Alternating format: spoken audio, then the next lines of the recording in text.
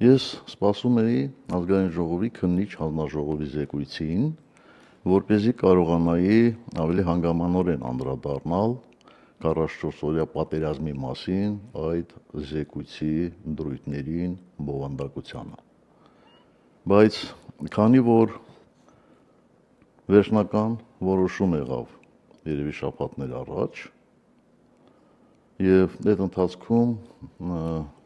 իմ փաստաբանները դիմել էին, չասեմ դատարաններին, նույն դատարանի երկու կազմին, որովհետեւ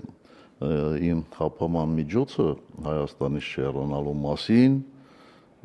մի քանի գրական գործերով էր ընտրված եւ այդ ընթացքում դատարանները դրական արձագանքեցին եւ վերացրեցին իմ նկատմամբ կիրառված խափաման միջոցը։